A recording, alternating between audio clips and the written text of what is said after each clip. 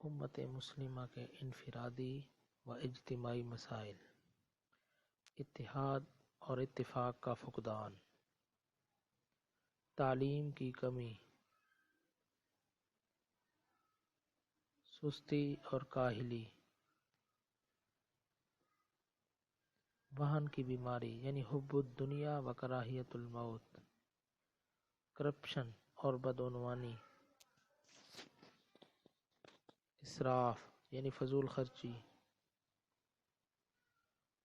وسائل کا ضیاع، عیش پرستی، ذرائع ابلاغ پر غیروں کا قبضہ، طبقاتی تفریق، احساس کمتری،